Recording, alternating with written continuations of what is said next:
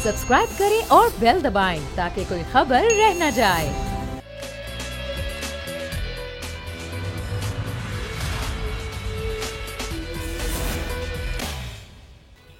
बिस्मिल्लाहिर्रहमानिर्रहीम, अस्सलाम वालेकुम। प्रोग्राम में मैं सुमैया रिजवान आपको वेलकम कहती हूँ।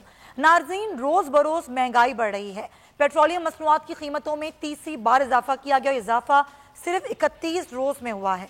3 बार इजाफे के बाद अब जो कीमत है वो इतनी बढ़ चुकी है कि आवाम परेशान है। आप जानते हैं कि जब भी पेट्रोलियम मसनूआत की कीमतों में इजाफा होता है तो हर चीज़ की कीमत बढ़ जाती है। अगर वो कीमत कम भी हो जाए तो जो कीमतें बढ़ चुकी होती हैं दीगर अशिया की, वो कम नहीं होती। और इमरान खान की हुकूमत में तो ये महंगाई रोज़ बरोज़ बढ़ती जा रही है। बेरोज़गारी भी बढ़ती चली जा रही है। और शायद वज़ीर आज़म को इदराक हुआ या क्या, वज़ीर आज़म आज आवाम के टेलीफोन सुनेंगे, फ़ोन पर रब्ता उनका होगा। आवाम वज़ीर आज़म से रब्ता करके उनको अपने मसाइल बताएंगे और वज़ीर आज़म उसका सद्देबाब कैसे करेंगे, ये एक बहुत बड़ा सवाल है। क्या ये रब्ता हर हफ्ते हुआ करेगा या हर महीने हुआ करेगा, ये रब्ता किस तरीके से होगा। लेकिन उन राब्ते के बाद, तमाम तर राब्तों के बाद भी क्या मसाइल जो कि बहुत ज़्यादा हैं वो हल कर सकती है हुकूमत। और ज़ाहिर आवाम वो तो परेशान हैं ही, लेकिन सियासतदान इस पर कुछ कर नहीं पा रहे, खासतौर पे अपोजिशन। मैं चाहूँगी कि मेहमान साहब आपका तारुफ करवा दूँ। हमारे मेहमान हमारे साथ मौजूद हैं कराची स्टूडियोज़ में। नज़ीर लगाई साहब मौजूद हैं, दीगर मेहमान हमें आगे जाके ज्वाइन कर लेंगे। लेकिन डिस्कशन का आगाज़ करने से पहले दिखाते हैं कि आवाम का क्या रद्द अमल है। पेट्रोलियम मसनूआत की कीमतें बढ़ाई गई, उसके बाद LPG को भी महंगा कर दिया गया। आवाम क्या कहते हैं, पहले देखिएगा। हमें या तो जेलों में दे दें या हमें साइकिल लेके दे दें हुकूमत के, हम साइकिलों पे कहाँ पे जाएँ आएँ। इस तरह हम मुल्क नहीं चलेगा, लेकिन महंगाई पे कंट्रोल करना चाहिए। गवर्नमेंट को चाहिए कि ये पेट्रोल की जो कीमतें इनको कम किया जाए ताकि जो गरीब आदमी है उसका जो रहन सहन है वो बेहतर हो सके। भैन मैं कहना लुट मार होन डी है, वोट दे के पछतान डे हैं। आटा भूख के हमारे बुरा हालत हो रही है, खाने को नहीं है, बच्चे परेशान हाल है, स्कूलों की फीस देने को लेनी है, लेकिन अब क्या करें, किसको कहें, किससे फरियाद करें, कोई सुनाई करने वाला नहीं है। क्या कहेंगे यार, कमर तोड़ दी है खान साहब ने, और क्या कहेंगे। बस ये तो हर दफ़ा का यही है, हर 15 दिन में यही हो रहा है। जनाब, ये गवर्नमेंट जो हमारी नालायक हुकूमत है, दोनों हुकूमतें हमारी नालायक हैं, वफाक भी और सूबाई भी। इसने इमरान साहब ने बड़े वादे किए थे कि हम पेट्रोल सस्ता करेंगे, हर चीज़ सस्ती कर देंगे, लिहाजा कोई चीज़ सस्ती नहीं है। अब ये पेट्रोल पे कीमत 3 दफ़ा इन्होंने बम गिराया है। इन्होंने ये वही आवाम है जिसने तहरीक इंसाफ को वोट दिया था, जिस तब्दीली के नारे को वोट दिया था, लेकिन अब तक उनकी ज़िंदगियों में बहुत तब्दीली आ चुकी है। जिनके अपने मकान थे वो किराए के मकानों में शिफ्ट हो चुके हैं, जिनके पास जॉब्स थी अब उनकी जॉब्स नहीं है। लगारी साहब, हालात बहुत तब्दील हो चुके हैं 2.5-3 सालों में। लेकिन वज़ीर आज़म ये कहते हैं कि हम बिल्कुल इस तमाम तर चीज़ों को समझते हैं। आज का बयान है शाह महमूद कुरैशी साहब का, वो कहते हैं बिल्कुल बहुत बड़ा चैलेंज है हमारे लिए महंगाई, और हम महंगाई कंट्रोल करने की कोशिश कर रहे हैं। क्या आपको लगता है कि हुकूमत की कोई इंटेंशन है कि महंगाई पर भी कुछ काम किया जाए, आवाम को रिलीफ दिया जाए? जी, किया जाएगा और महंगाई को मज़ीद बढ़ाया जाएगा। इस तरह से रिलीफ का ये तरीका निकाला जाएगा कि महंगाई बढ़ा दी जाए और माफिया के घर जो हैं वो उनको और ज़्यादा भरा जाए और उनके धन को और ज़्यादा बढ़ाया जाए और उनके जो तजोरियाँ हैं उनके अंदर ज़्यादा पैसा जाए। दुनिया भर में अभी इनके वजाहतें आ रही हैं कि जनाब हमारा तो पेट्रोल सबसे सस्ता है यहाँ रीजन में, बांग्लादेश में 41% का मिल रहा है लीटर और 104 श्रीलंकन रुपए में मिल रहा है वहाँ पर श्रीलंका में। और अगर उनकी जो ठीक है, बांग्लादेश की करेंसी रुपए के मुकाबले में बहुत ज़्यादा स्ट्रांग भी है, लेकिन तब भी वो इतना पेट्रोल की कीमत नहीं बनती। और श्रीलंका की करेंसी तो पाकिस्तान से बहुत कम है, लेकिन वहाँ पेट्रोल की कीमत जो है वो पाकिस्तान के मुकाबले में बहुत कम है। तो ये एक सूरत हाल है। असल बात ये है कि हुकूमत के बड़े मसाइल हैं। हुकूमत ने अपने लोगों को खुश रखना है। अभी 50-50 करोड़ रुपए के ऐलानात किए गए हैं जो अरकान पार्लियामेंट को, अरकान असम्बली को दिए जाएंगे और अपने लोगों को नवाजा जाएगा। वो बहुत नाराज़ थे, उनको खुश करने की कोशिशें हो रही हैं। कहीं ऐसा ना हो, कहीं वैसा ना हो जाए, कहीं ऐसा ना हो कि तहरीक अदम एतमाद आ जाए और हमारे ही लोग नाराज़ हो जाएं, कहीं ऐसा ना हो। लेकिन लगारी साहब, ऐसा भी तो कभी ना हुआ ना, क्योंकि वज़ीर आज़म आके अवामी कॉल्स ले, उनके मसाइल सुने, तो उससे क्या आपका ख्याल है कि मसाइल जो हैं इस तरह से हल होंगे? ये जो है दुनिया भर में क्या हुक्मरानी का तरीक़ाकार यही है कि टीवी पर आकर बैठ जाएं और अहकामात जारी करें और लोगों के मसाइल हल करें? आप पूरे इंफ्रास्ट्रक्चर जो है आप चेंजेस लाएं, आप लोगों की मैशत को बेहतर करने की तरफ तवज्जो दें। ये तो एक मेरे ख्याल में इस पर क्या तबसरा किया जाए कि जनाब वज़ीर आज़म जो हैं वो लोगों के टेलीफोन कॉल रिसीव करेंगे। अच्छा, आप समझते हैं कोई पॉजिटिव चीज नहीं है, इसमें कोई तबसरा बनता ही नहीं है, असल जो काम है वो करने का है, आप कहते हैं? मैं बिल्कुल यही कहता हूँ कि ऐसी कोई बात नहीं है जिस पर हम बैठकर कमेंट करें। अभी तो पर देखते हैं ना होता क्या है, अभी तो सिर्फ टाइम ही तब्दील हुआ है। हाँ बिल्कुल, टाइम भी तब्दील हो गया है। साहब हमारे साथ हैं, पाकिस्तान तहरीक इंसाफ का रहनुमा है, अब उन्हीं से बात करते हैं। बस साहब, ज़ाहिर है कोई जस्टिफिकेशन तो नहीं बनती कि जी पेट्रोल हमने इसलिए बढ़ाया। आपको पता है कि लीवी टैक्स की मद में जो जितना हुकूमत जेबों में ले रही है वो बहुत ज़्यादा है, और वो तमाम तर वो टैक्स होता है जो किसी और के खाते में नहीं जाता, वो हुकूमत की जेब में जाता है। लीवी टैक्स की मद में लेकर आपने अब तक 31 दिनों में 3 बार पेट्रोल की कीमतें बढ़ाई। पेट्रोल महंगा हुआ तो अशिया खुर्दनोश भी महंगी हो गई। जब महंगाई दफ़ा बढ़ जाती है फिर कम नहीं होती है। अगर आप लोग ये कह रहे हैं चैलेंज हमारे लिए महंगाई है, तो इस चैलेंज के लिए काम क्या कर रहे हैं आप लोग? सुमैया, आपका कंसर्न जो है और लगारी साहब के जो कंसर्न है, जाहिर है आप आवाम की आवाज बने हुए हैं और आवाम के इश्यूज के सामने लेकर आ रहे हैं। देखिए, इसमें फैक्चुअल बात यही है कि हमारे लिए भी सबसे बड़ा चैलेंज महंगाई है, लेकिन आप देखिए कि अभी जो इंडिकेटर्स आ रहे हैं वो बेहतर आ रहे हैं।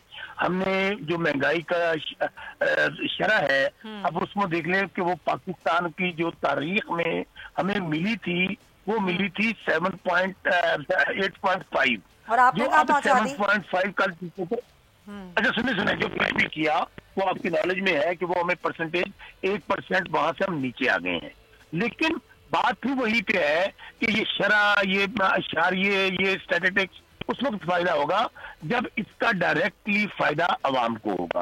और उसमें हमारा टारगेट यही है कि ये जो आम ज़रूरत जिंदगी की चीजें हैं उनके रेट्स नीचे आए। जहां तक आपने पेट्रोल की बात की, देखिए पेट्रोल एक हकीकत है कि हम बाहर से लेते हैं और उसके ताबे हम रेट फिक्स करते हैं। हाँ, अभी हमें कुछ जरूरत अभी है, अभी आप देख लें कि हमने इसके ऊपर और भी रिलीफ दे सकते थे पब्लिक को, लेकिन आइंदा आने वाले दिनों में हम।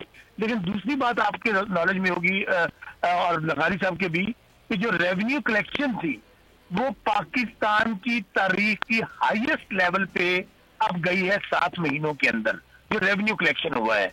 तो ये जो इंडिकेशंस हैं कि आपकी स्टॉक एक्सचेंज का बेहतर होना, सूद कम होना, आपके रेवेन्यू बेहतर होना, अब हमारे लिए ये चैलेंज है कि मुआशी तज्जियाकारों से बातचीत होती रहती है बसरा साहब, और बड़े अच्छे मुआशी तज्जियाकार हैं जो ये कह रहे हैं कि इंडिकेशन बाजार जो हुकूमत बता रही है वो पॉजिटिव नहीं है, क्योंकि अभी और बहुत सारे हिडन टैक्सेस आने वाले हैं और इतनी महंगाई बढ़ेगी 2021 में कि जो 2019 और 20 में नहीं थी। मैं आपको जो बातें मैंने कही हैं, बेशक आप किसी इकोनॉमिक एक्सपर्ट को ले लीजिए कि ये जो 3 बातें मैंने दोबारा रिपीट करता हूँ कि महंगाई की शरह नीचे आई है, जो हम हुकूमत में आए थे उससे वो अब नीचे हो गई है, नंबर 1।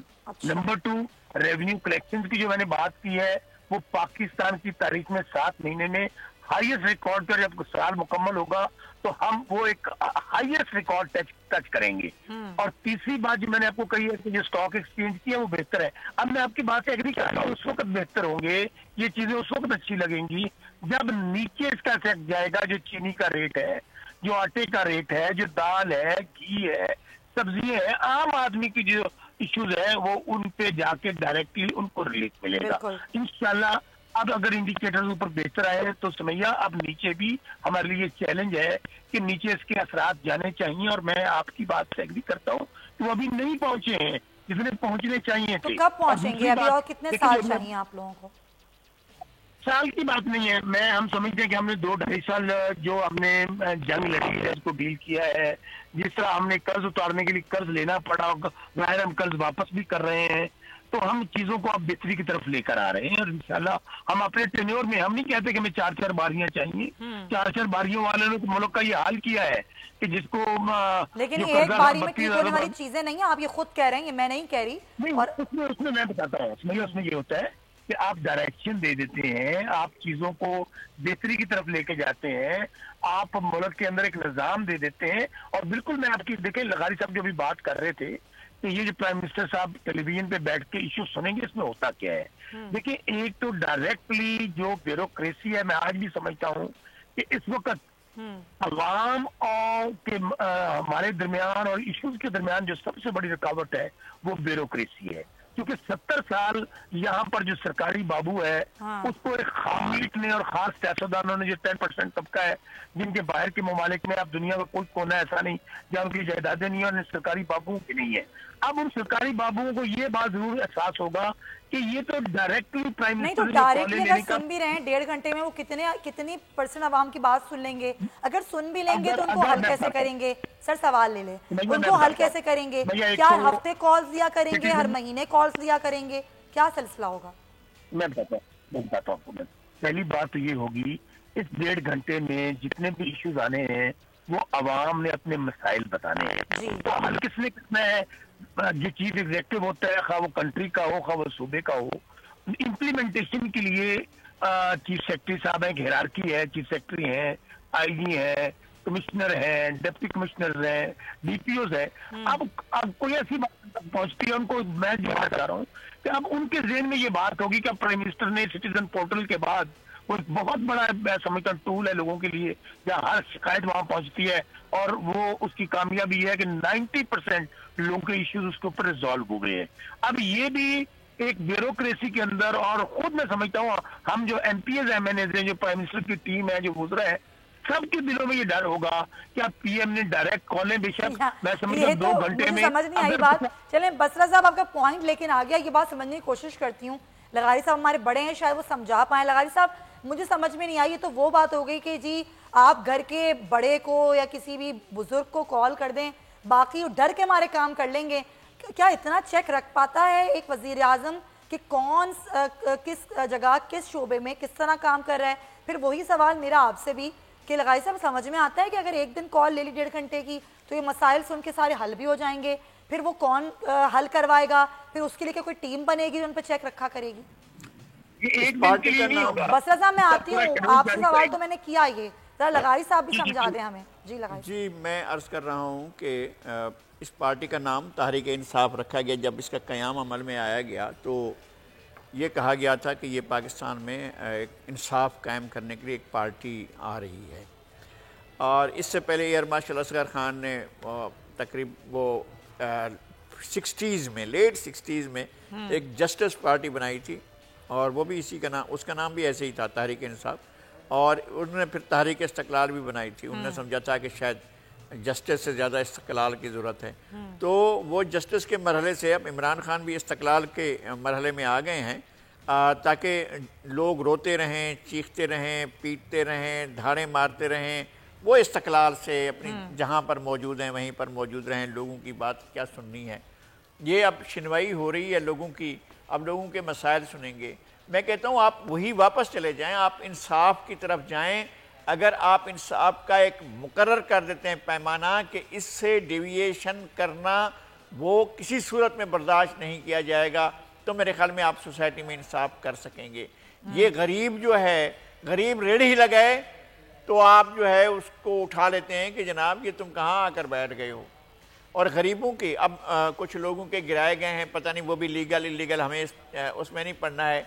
लोगों के घर गिराए जा रहे हैं जो बड़े इन्फ्लुएंशियल भी थे और इनके मुखालिफ भी थे, और शायद अच्छे खासे पैसे वाले लोग भी थे।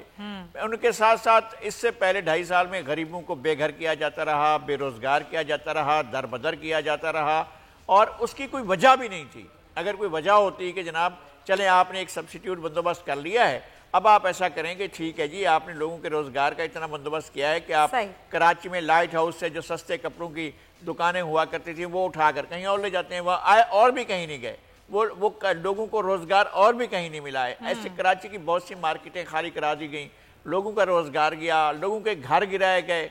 आप उसका पहले मुतबादल कोई बंदोबस्त करते कि भाई यार आपको हम यहाँ से कहीं और जगह शिफ्ट करें, वो भी नहीं हुआ। और ये सिर्फ यहाँ नहीं हुआ, कराची में नहीं हुआ, लाहौर में हुआ, इस्लामाबाद में हुआ, रावलपिंडी में हुआ, पेशावर में हुआ, हर जगह पर ये अमल हुआ है। अगर इसी का नाम इंसाफ है कि लोगों को बेघर कर दिया जाए, लोगों को बेरोजगार कर दिया जाए, उनके छोटे छोटे रोजगार को ख़त्म कर दिया जाए और माफियाज की परवरिश की जाए, अगर इसी का नाम इंसाफ है तो माशाअल्लाह कोशिश तो कर रही है ना हुकूमत। अच्छा ये जो अभी टेलीफोन कॉल की हम बात कर रहे हैं, जरा दोबारा मैं इस पर आना चाहूँगी। बहुत सारे सवाल हैं बसर साहब मेरे जहन में कि ये जो कॉल्स होंगी ये किस तरह ली जाएंगी, कोई मुंतखब अफराद होंगे या कोई रैंडम कॉल्स होंगी, और ये कैसे पता चलेगा कि ये वही लोग हैं जो रैंडम कॉल्स कर रहे हैं या फिर ये कोई मुंतखब अफराद नहीं है? कि सिर्फ उनकी कॉल्स ली गई, रिकॉर्ड कर दी गई, चला दी गई। 97 में जब नवाज शरीफ की हुकूमत थी, उनके आखिरी अदवार में ऐसा हुआ था, और कहते हैं लोग कि उनकी उस अदवार के बाद उनकी हुकूमत ख़त्म हो गई थी। जब उन्होंने टेलीफोन कॉल्स दी थी, एक टोल फ्री नंबर था, उस पर आवाम कॉल्स करते थे, फिर वो उनसे बात करा करते थे, और उसके चंद रोज़ बाद उनकी हुकूमत ही नहीं रही थी। तो सवालात तो बहुत सारे मेरे जहन में हैं, क्या आपके पास जवाब है इसका?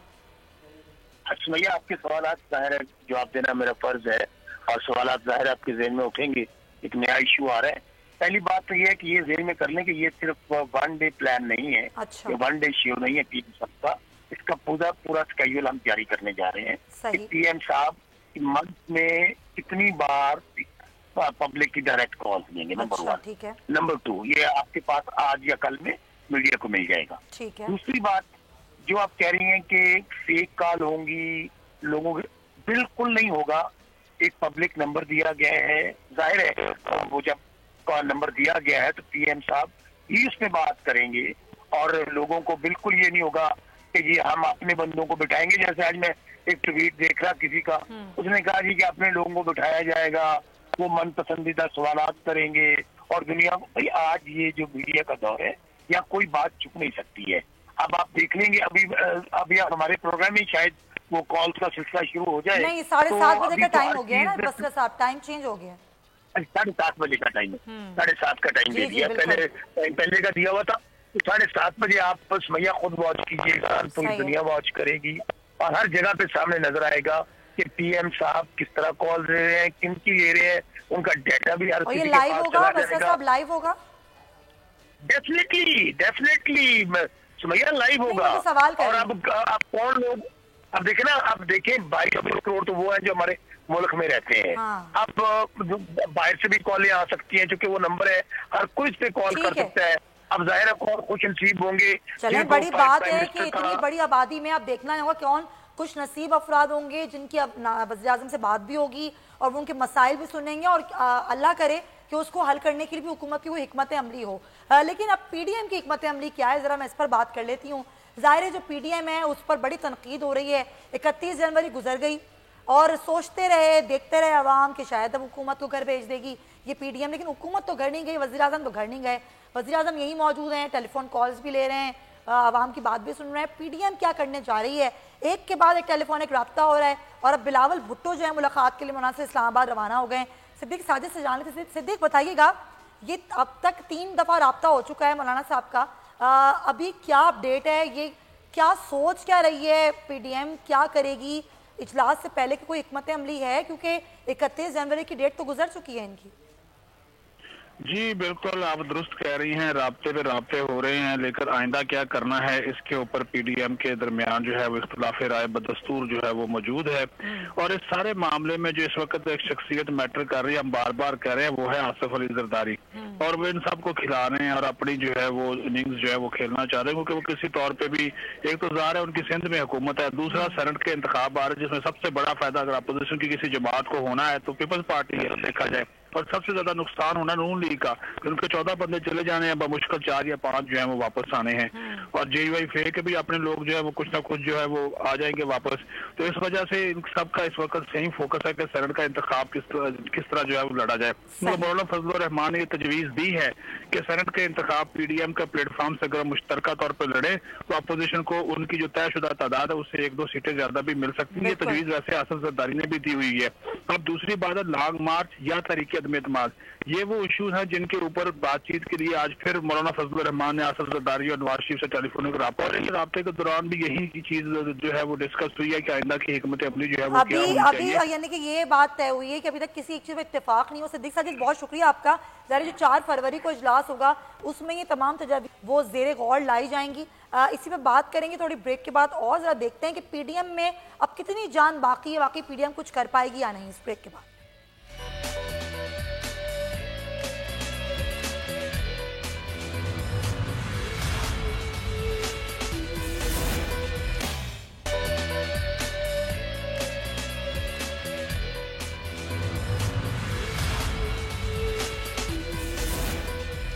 Welcome back. और PDM के हवाले से सवाल उठ रहे हैं कि आखिर PDM ज़ाहिर अभी तक एक किसी भी तजवीज़ पर मुत्तफ़िक़ नहीं हो पाई है, मुख्तलिफ़ तजावीज़ हैं। जरदारी साहब कहते हैं कि तहरीक अदम एतमाद लाई जाए, नवाज शरीफ कहते हैं इस्तीफ़े दिए जाएँ, और ज़ाहिर अभी तमाम तजावीज़ जो हैं वो 4 फरवरी के इजलास में ज़ेर गौर लाई जाएंगी, फिर ही फैसला होगा कि क्या होता है। लेकिन वो जो तनकीद हो रही है कि जी डेडलाइन गुजर गई इस्तीफ़ा मांगने की, तो अब क्या होगा? लगाई साहब, क्या ये बात सच साबित हो रही है कि एक जरदारी सब पे भारी? ये जो है अपना उनका मैंने प्रोग्राम कई प्रोग्राम किए उनके साथ, और पाकिस्तान खप्पे, और वो जो एक जरदारी सब पे भारी होता था, अब तो इसका एक अलग प्रोग्राम बन गया, एक लगारी सब पे ना। बहरहाल जरदारी साहब एक मंझे हुए पॉलिटिशियन हैं, और हमने देखा है कि उनके अंदर एक विजडम है और दूररस चीज़ों के बारे में सोचते हैं, और उनको सियासी कैलकुलेशन आती है कि किस तरह से कौन से इक़दाम से उसके नतायज क्या निकलेंगे। तो वो नतायज को पहले सामने रख लेते हैं, उसके बाद अपनी स्ट्रेटजी बनाते हैं। उन्हें अंदाज़ा था कि अगर सेनेट के इलेक्शन से पहले अपोजिशन की पार्टियां इस्तीफ़ा दे देती हैं तो सेनेट में उनकी कतई एब्सलूट अक्सरियत भी हो जाएगी, और उसके अलावा वो आगे भी बढ़ सकते हैं। जिस बात का ख़दशा हमेशा रहा है कि यह हुकूमत 18वीं तरमीम करके मुल्क की जड़ें हिला देना चाहती है, ये बिल्कुल इस बात पर लोगों का खदशात थे। ठीक है। तो जरदारी साहब ने इस सूरत हाल में ये फैसला किया और कायल किया, यानी बाकी पार्टियां ये नहीं है कि मजबूरन या तौहन करहन, बल्कि उन्होंने कहा कि हम कायल हुए, और ये भी बाकायदा ऐलान किया गया, मीडिया पर आकर कहा गया कि हमें जिस तरह फरहतुल्लाह बाबर साहब ने ब्रीफिंग दी है, हमें बात समझ में आ गई। अब वही पीपल्स पार्टी कह रही है कि जनाब चलें तहरीक अदम एतमाद की तरफ, तो ग़ालिबन उसी तरह की फिर ब्रीफिंग होगी और कैलकुलेशन होगी और फिगर्स पर बात होगी और बताया जाएगा, और मेरे ख़्याल में कुछ चीज़ें तो नज़र भी आ रही हैं, इसलिए कि उस्मान बुज़दार साहब को जितनी ब्लेसिंग्स हासिल हैं वज़ीर आज़म की तरफ से, वो उन्होंने उसका अशीर भी डिलीवर नहीं किया। शौकत बसरा साहब सराइकी बेल्ट से ही हैं, और उन्हें सराइकी बेल्ट के बहुत से जो डायनामिक्स हैं उनके बारे में अच्छी तरह मालूम है, बहुत अच्छी तरह जानते हैं। अभी मानेंगे नहीं मेरी बात को, लेकिन उन डायनामिक्स पर बाकी लोग पूरे उतरते हो ना उतरते हो मुझे किसी का नहीं पता, लेकिन उस्मान बुज़दार साहब किसी सूरत में उस पर पूरे नहीं उतरते हैं। ये भी एक सही बात है। मैं एक बात इनको बताता हूँ कि तौसा शरीफ के करीब में एक जगह है मंगरोठा, और मंगरोठा में एक स्कूल टीचर हैं, और वो एक पॉलिटिकल पार्टी के हेड बने हुए हैं और सरबराह बने हुए हैं, और वो उस ज़िले के सरबराह हैं। और ये इस तरह की चीज़ें हो रही हैं कि अब स्कूल टीचर्स पार्टियों के सरबराह, यानी वो PTI के सरबराह नहीं है, वो एक और जमात है जिसके वो सरबराह हैं, और वो बाकायदा, अच्छा मैंने जगह का नाम बताया, मंगरोठा है। मंगरोठे में एक टीचर हैं स्कूल के, और वो एक जमात के डेरा गाजी खान के सरबराह हैं। जमात अपनी बना के बैठे हैं, ठीक है? नहीं, अपनी जमात नहीं बना के बैठे, मुल्क एक बड़ी जमात के, मुल्क गिर एक बड़ी जमात के जिलाई अमीर हैं। मैं ये बता रहा हूँ आपको, एक बड़ी जमात है, उसके जिलाई अमीर बने हुए हैं एक टीचर, और ये इस तरह से नहीं कंट्रोल कर पा रहे हैं। वो तो बाकायदा धड़ल्ले से तकरीरें भी करते हैं, और हुकूमत को भी और अपोजिशन को दीगर जमातों को धमकियाँ भी देते हैं। इस तरह की चीज़ें बनी हुई हैं। और फिर ये तो उस्मान बुज़दार साहब का अपनी तहसील है, अपना इलाका है, खुद उनके घर के करीब है, ये सब कुछ ऐसा हो रहा है। फिर वहाँ पर दुकानें खुली हुई हैं, ट्रांसफर पोस्टिंग की दुकान अलग खुली हुई है, रेवेन्यू के मसले पर अलग दुकान खुली हुई है, आपके जनाब जो दीगर इश्यूज़ हैं उसके ऊपर अलग दुकान खुली हुई है, पानी अगर कोई अपने लिए चाहता है तो उसके लिए अलग मामले। ये सारी चीज़ें हर ज़िले में अलग है, लैया में अलग है, मुजफ्फरगढ़ में अलग है, और डेरा गाजी खान में, राजनपुर में इलाके हैं। ये पूछ लेते हैं जरा उनसे, ज़ाहिर वो हमसे ज़्यादा बेहतर जवाब दे सकते हैं इसका। बसरा साहब जी जो सब बात कर रहे हैं, लगारी साहब क्या जवाब देंगे आप इसका? लगारी साहब मेरे बड़े हैं, अनडाउटेडली हमारा एक इलाका है, लेकिन अगर किस किस्म के सबूत हैं तो बिल्कुल वो मीडिया पे लाने चाहिए, और वो बल्कि मीडिया नहीं, सिर्फ बहुत सारे इदारे हैं एहतसाब के, जिनमें अदालतें भी हैं, जिनमें नैब भी है, वहाँ वो सबूत पेश करने चाहिए, और दूध का दूध पानी का पानी होना चाहिए। अच्छा, दूसरी बात, अभी आप कह रहे थे PDM के हवाले से, तो वो तो मैं ने आपकी प्रोग्राम में कहा था कि पीडीएम तबाह दे, इनके पल्ले नहीं ठेला से कर दी फिर दी मेला के हालात तो वो थे पहले दिन से ही ये आर पार कर देंगे, मुंह पे सीधे मारेंगे और हुकूमत नहीं रहेगी। अब पता है ग्लैन के बड़ी जबरदस्त स्ट्रेटजी इन्होंने अगली 4 तारीख के लिए रख ली, आपको पता है सुमैया? वो मैं आपको ब्रेकिंग न्यूज देता हूँ। इन्होंने इज्तिमाई बददुआओं का सिलसिला शुरू किया है कि अब हम बददुआएं देंगे कि या अल्लाह इमरान खान इस्तीफा दे दे। छोड़े इन बातों को, ये सारा चूचू का मुरब्बा इकट्ठा हुआ था, सारे अपने अपने मफादात के लिए। माजी में ये होता था कि जब भी ये चीजें हुई प्रेशराइज किया गया, चूंकि हुकूमतें कोई आमिर आ गया। सामना इमरान खान से है, वो कहता है कि हुकूमत तो बहुत छोटी सी चीज है, जान भी चली जाए एनआरओ नहीं दूंगा। अच्छा। और दूसरी बात, अब मैं फिर कह रहा हूँ, ये कह रहे हैं ना वो अदम इत्मीनान वाली तहरीक लानी है, कहाँ से चले थे, दिसंबर में नहीं होंगे, जनवरी में नहीं होंगे, अब ट्वीटों पे आ गए हैं, वास्तव पे अभी भी टाइम है। या अल्लाह, क्या टाइम अभी भी टाइम है, पीडीएम के पास टाइम है।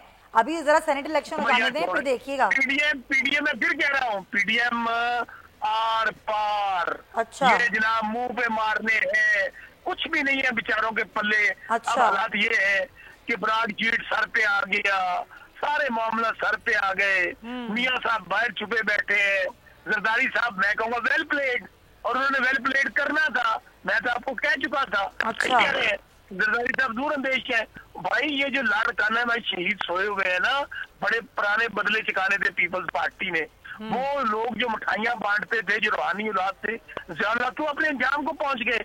अभी जरदारी साहब और बिलावल साहब इनको घर तक पहुंचा के आएंगे। आप बताए ना मुझे सुमैया, क्या टोन थी?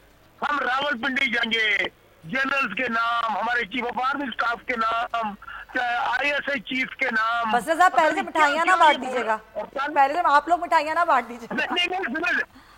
ये मिठाइयाँ बांटने वाले वो नून लीग वाले हैं जो बगैर पड़े हुए मिठाइयाँ बांट देते हैं, और उसके बाद फिर जो होता है वो रसगुल्ले और बर्फियाँ जो खाते हैं। Point taken. देखते हैं, अभी देखते हैं। जाहिर 4 फरवरी को इजलास है, उसकी हिकमत अमली होती है, वो आगे जाहिर इतना मुझे लगता है कि कुछ आप लोगों को नहीं होना चाहिए, असल आप लोगों की कारकर्दगी जो आपने दिखानी है। लेकिन जो कुछ नाइंसाफियाँ हो रही हैं पाकिस्तान तहरीक इंसाफ की हुकूमत में, वो भी किसी ढकी छुपी नहीं है। वसीर साहब, एक और इशू पर मैं आपकी तवज्जो दिलाना चाहती हूँ, और वो है चेयरमैन पैमरा के गैर मुनसिफाना इक़दाम। ये ख़ास तौर पर बोल न्यूज़ को टारगेट किया जाता है, क्योंकि बोल ने हमेशा उजागर किया कि चेयरमैन पैमरा की तकर्री जो है वो किस तरह से हुई है। अब हम आपको कुछ कंपैरिजन दिखा रहे हैं कि ये एक तरफ है चेयरमैन पैमरा सलीम बेग, दूसरी तरफ है साबिक़ वज़ीर आज़म मियाँ नवाज शरीफ। गैर कानूनी तकर्री, तालीमी काबिलियत, एहलियत मुतनाज़। इवन फील्ड रेफरेंस पर मियाँ साहब को जो है वो नायल करार दिया गया। लाहौर हाई कोर्ट में दरख्वास्त है, अभी तक ज़ेर समाअत है, और सुप्रीम कोर्ट के हुक्म पर वो ओहदे से बरतरफ हो चुके हैं, ये सारी दुनिया जानती है। और बार बार आवाज़ उठाई जाती है कि किस तरीके से कानून से मुस्तस्ना हो सकते हैं नायल चेयरमैन पैमरा, और उसके बाद भी हमने देखा कि किस तरह बोल का लाइसेंस 30 दिन के लिए मुअत्तल किया गया, और सिंध हाई कोर्ट ने ये लाइसेंस जो था वो बहाल करवाया और फैसला करदम किया। लगाई साहब, ज़ाहिर है आप ज़्यादा ये चीज़ें वगैरह जो हैं इनको देख रहे हैं, बहुत अरसे से जो मामला चल रहे हैं, बोल तो कह भी रहा है, बोल भी रहा है, लेकिन बार बार बोल की आवाज़ को दबाया जाता है। देखिए, ये अब वज़ीर-ए-आज़म को और हुकूमत को देखने चाहिए। अब यहाँ पर तनकीद जो है, हम तो ज़ाहिर है हुकूमत के अफ़ाल पर या हुकूमत की कारकर्दगी पर हम तनकीद तो करते हैं, लेकिन हमारे बहुत से प्रोग्राम होते हैं जिनमें हुकूमत के पॉजिटिव जो चीज़ें होती हैं उसको भी दिखाते हैं, और हम भी पॉजिटिव बात होती है, यानी ये हमने प्रिंसिपल स्टैंड लिया है कि भाई अगर वज़ीर-ए-आज़म को किसी भी गैर आइनी तरीके से हटाने की कोशिश की जाती है तो अपनी हद तक हम इसकी मुज़ाहमत करेंगे, और अपनी गुफ्तगू में, अपने तज्ज़िये में हम कहेंगे कि यह तरीका आइनी नहीं है। आइनी तरीका यह है कि या वज़ीर-ए-आज़म का इस्तीफ़ा हो, या वज़ीर-ए-आज़म जो है वो उनके खिलाफ तहरीक अदम एतमाद कामयाब हो, जो भी नहीं, जमहूरी तरीका आइन के अंदर दर्ज है, आइन के अंदर दर्ज तरीके में से कोई और तरीका अख्तियार किया जाता है। सही। मैं इस बात को भी मैं समझता हूँ, मैंने जनाब यूसुफ रज़ा गिलानी और मियाँ नवाज शरीफ की उन पर कहा था کہ جناب آئینی طریقہ یہ ہے کہ وہ استعفیٰ دیں یا ان کے خلاف تحریک عدم اعتماد پاس ہو یا وہ ذہنی توازن خراب ہو جائے یا خود نہ رہیں تو اس کی سیٹ خالی ہو سکتی ہے. اس کے علاوہ آئین اور طریقہ نہیں بتاتا ہے. اگر جناب عمران خان صاحب کو بھی کسی اور طریقے سے ہٹانے کی کوشش کی جاتی ہے تو ہم سمجھیں گے کہ یہ غیر آئینی طریقہ ہے اور اس پر مزاحمت کریں گے. لیکن اگر ایک شخص کوالیفیکیشن پوری نہیں کرتا ہے, آپ نے کوالیفیکیشن دی ہے اور کہا ہے کہ جناب ہم نے ایک ہسپتال میں ڈاکٹر کو لگانا ہے جس نے بی ڈی ایس کیا ہوا ہو. بالکل آپ صحیح کہہ رہے ہیں نواری صاحب, یہی تو وہ بات ہے, سوری ٹو انٹرپٹ یو, وقت کی کمی ہے, کہ یہی وہ بات ہے اس کا بار بار ذکر کیا تھا بسرا صاحب کہ ایک اشتہار جو کہ 2 دفعہ دیا گیا, جو اہلیت تھی اس اہلیت کی بنا پر تعینات نہیں کیا گیا, فیوریٹزم تھا اور ابھی تک وہ تعینات ہیں, اور خاص طور پہ بول کو اس طرح ٹارگٹ کیا جا رہا ہے اور دیگر چینلز کو, مطلب فیوریٹزم چل رہا ہے ان کے فیصلوں میں بھی. سمیہ, پہلی بات تو بول بولنے کے لیے میدان میں آیا ہے اور بول بولتا رہے گا انشاءاللہ, حق اور سچ کی آواز بولنی چاہیے. باقی میں یہ سمجھتا ہوں کہ یہ اتار چڑھاؤ آتا رہتا ہے. اگر کچھ کیمرہ نے غلط کیا ہے تو بالکل آپ لوگوں کو اس کے اوپر سپریم کورٹ میں جانا چاہیے, ہائی کورٹ میں جانا چاہیے. جہاں تک ہم پولیٹیکل ورکر ہیں, ہم تو ہمیشہ, میں یہ سمجھتا ہوں کہ یہ جو میڈیا ہے یہ آئینہ دکھاتا ہے. میڈیا جو ہے یہ لوگوں کی آواز بنتا ہے. خاص طور پہ بول کے حوالے سے میں خود اس بات کا قائل ہوں کہ بول نے بڑی جرات, بڑی دلیری کے ساتھ ہمیشہ موقع پیش کیا ہے, حق اور سچ کی بات کی ہے. اس لیے میں پھر کہہ رہا ہوں کہ آپ کو بولنے سے کوئی نہیں روک سکے گا. وقتی طور پہ کوئی پریشانی آئی ہے, کوئی آئینی معاملہ آیا ہے تو اس میں آپ اس کو ٹیک اپ کیجیے. ہماری حکومت کا جو ہمیشہ سے, خاص طور سے پرائم منسٹر کا, وہ ہمیشہ ہم سمجھتے ہیں کہ میڈیا معاشرے کے ان کو نہ کو بند کر سکتا ہے. بسرا صاحب, ہم تو بہت ہی معمولی سی بات مانگ رہے ہیں. اگر کسی کی کوالیفیکیشن نہیں ہے, اگر کسی ایل ایل بی کو ایم بی بی ایس کے کام پر لگا دیا گیا, خدا کے واسطے وہ تو نہیں ہونا چاہیے. ایسا نہ ہو کہ آپ ڈاکٹر کی جگہ پر وکیل کو لگا دیں اور کہیں کہ جناب بیٹھ کر آپریشن کرو. وکیل آپریشن نہیں کر سکے گا. وکیل تو آپ وکیل ہیں, آپ کو ہم یہ کام نہیں دے سکتے کہ آپ جا کر. نگاری صاحب, آپ سے بھی اور سمیہ سے بھی 100% اس بات پہ اتفاق ہے, اور مجھے اس بات کا یقین ہے کہ یہ اگر وکٹمائزیشن ہوئی اور یہ ساری چیزیں جب آپ کورٹ کے سامنے رکھیں گے تو ضرور آپ کو ریلیف ملے گا. یہ ہو نہیں سکتا ریلیف نہ ملے. چلیں ٹھیک ہے, بہت شکریہ آپ کا شوکت بسرا صاحب, نذیر لغاری صاحب, اور امید کرتے ہیں حکومت جو ایک بالکل ایک رائٹ بات ہے, ایک پوائنٹ والی بات ہے, اس کو ضرور جو ہے وہ مد نظر رکھے گی, اور اس پر ہم امید کرتے ہیں کہ وزیر اعظم اقدام بھی کریں گے. خیر, ایک اچھی خبر ہے, اور اچھی خبر یہ ہے کہ کورونا ویکسین کا تحفہ جو ہے وہ چین سے پاکستان کے لیے پہنچ چکا ہے آج, اور یہ جو ویکسین ہے اب اس کا عمل شروع کر دیا جائے گا, اور سب سے پہلا جو مرحلہ ہے وہ فرنٹ لائن ورکرز کو یہ ویکسین لگائی جائے گی. اس پر کچھ سوالات تھے ہمارے, اور وہ سوالات لے کر ہم بات کریں گے. ڈاکٹر جاوید اکرم ہمارے ساتھ موجود ہیں, وائس چانسلر ہیں ہیلتھ اینڈ سائنسز یونیورسٹی کے. ڈاکٹر صاحب بہت شکریہ. ڈاکٹر صاحب, عوام ویکسین کے حوالے سے خاص خوف میں مبتلا ہیں, اور اگر میں کہوں کہ ابہام میں مبتلا ہیں تو یہ صحیح ہوگا, کیونکہ یہ ہماری وہ قوم ہے جو کہ پولیو سے بچاؤ کے قطرے پینے پر رضامند نظر نہیں آتی. تو یہ ویکسین لگانے کے لیے رضامند کیسے کیا جائے گا, کس طرح سے ان کی تربیت کی جائے گی؟ دیکھیں جی, انفارچونیٹلی جو سوشل میڈیا ہے پوری دنیا میں اور اسپیشلی پاکستان میں, جہاں ہماری تعلیم کا معیار کوئی اتنا زیادہ نہیں ہے, ابہام کا شکار ہو جاتی ہے. اور ظاہر ہے ویکسین آلریڈی پولیو کی ویکسین کے بارے میں بہت ہی مس پرسیپشنز ہیں, جس کی وجہ سے ہمارا پولیو کا پروگرام بہت بری طرح متاثر ہوا ہے. ہم نہیں چاہیں گے کوئی ایز اے پاکستانی کہ پاکستان میں کرونا کی ویکسین یا کووڈ-19 کی جو ویکسینز آ رہی ہیں اب الحمدللہ وہ کوئی بھی ابہام کا شکار ہوں. تو میں یہی کہہ سکتا ہوں کہ اس میں جو بھی ابہام ہیں کہ کوئی مائکرو چپ انجیکٹ کر دیا جاتا ہے, کوئی مردانہ کمزوری ہو جاتی ہے, بچے پیدائش میں پرابلم آئے گی, یا دودھ پینے میں لوگوں کو ماؤں کی پرابلم آئے گی اس ویکسین سے, یہ بالکل اس کی کوئی بھی ایسا ایویڈنس نہیں ہے. الحمدللہ ہم نے 18,000 لوگوں کا ٹرائل کیا ہے اور کسی میں بھی کوئی ایسے سائیڈ ایفیکٹس نہیں پائے گئے. 5% کو بخار ہلکا سا ہوا, ہلکا سا جسم ٹوٹا, اور وہ بھی 1 دن 2 دن رہا اور وہ ختم ہو گیا. کسی ایک بھی والنٹیئر کی جان نہیں گئی, کسی ایک والنٹیئر کو سیریس ایڈورس ایونٹ نہیں ہوا جس کی وجہ سے اس کو ہاسپٹلائز کرنا پڑے. اور ان والنٹیئرز کو ہم ڈیلی فالو کر رہے ہیں, اور الحمدللہ وہ بہت اچھی اسپرٹ اور بہت اچھی صحت میں ہیں.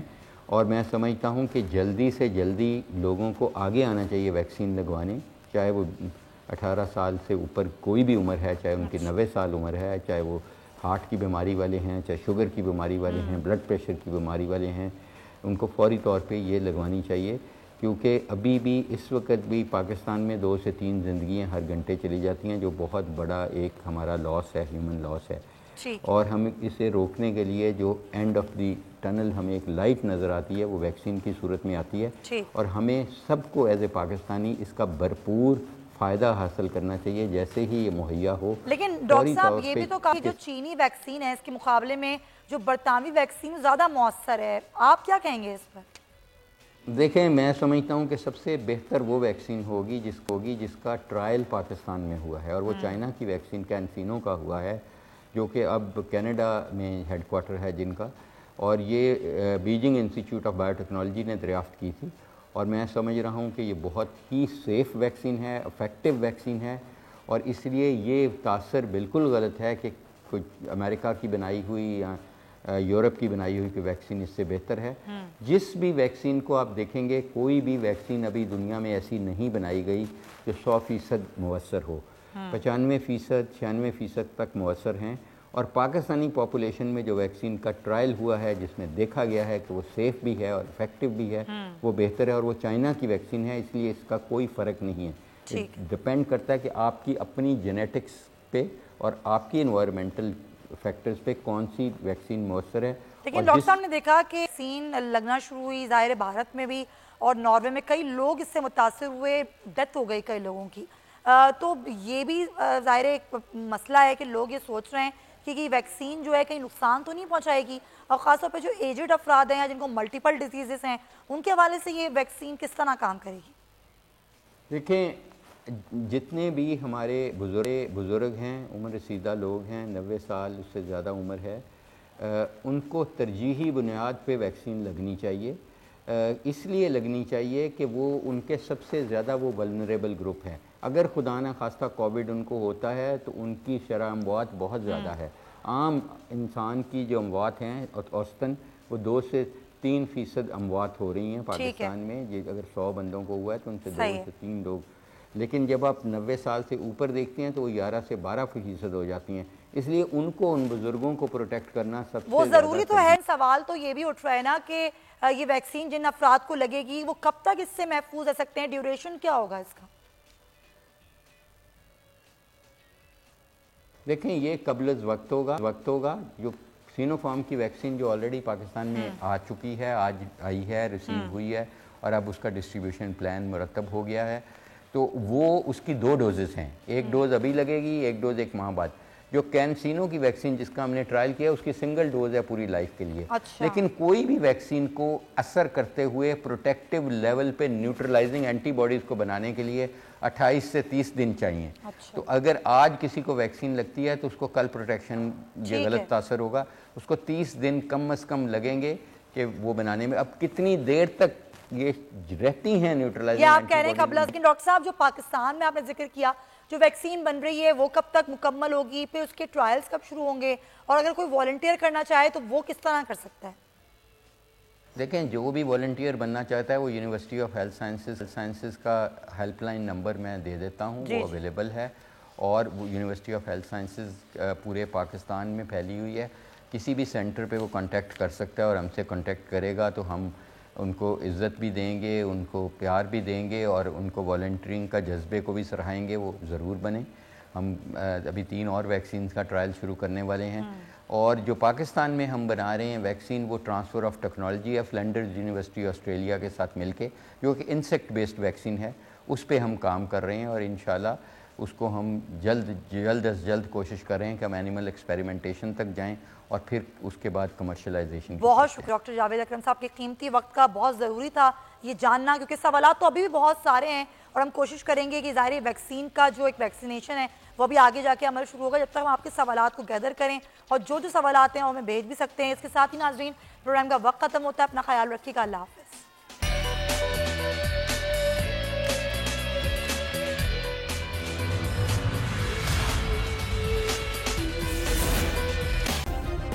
सब्सक्राइब करें और बेल दबाएं ताकि कोई खबर रह न जाए।